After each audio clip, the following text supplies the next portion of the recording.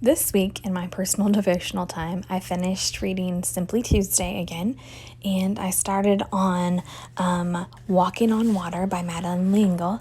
And as I've been kind of blending these two ideas together and thinking about what these things mean, I've been considering what embracing small and humility means, especially in the life of an artist.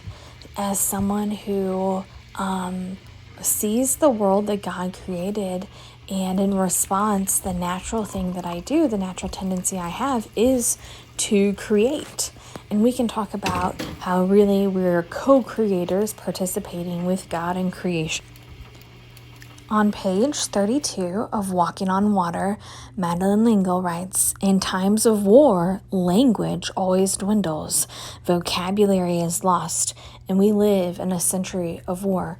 Now, she wrote this 30 odd years ago, but how much more do we live in a century of war? And one of the things that as I look around, I consider the slang,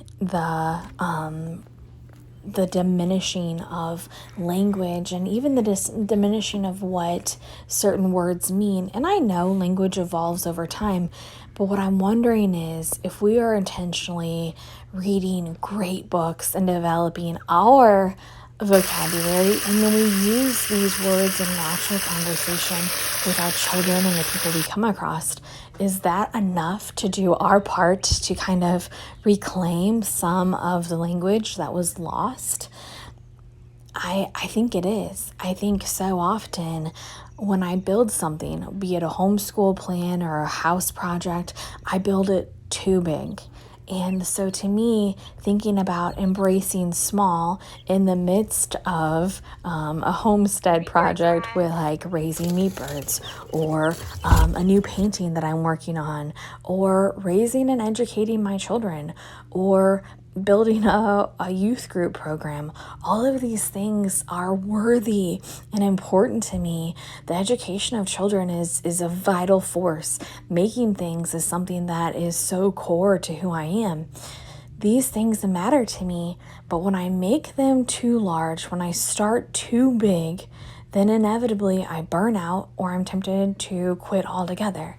And so this week I'm wondering about embracing small in my daily life and fighting against the notion that it has to be too big to count, letting the little rhythms of my life count and matter. And I wonder, would you like to join me? Are you maybe in a place of knowing what you need to do, but maybe being overwhelmed by all the work that has to be done? Would you maybe embrace small with me right now in your everyday life? Would you take a moment to acknowledge that the little beginnings matter and are in fact what our lives are made of? Thank you for watching, and thank you for spending a few minutes considering embracing small lives with me. Have a great day.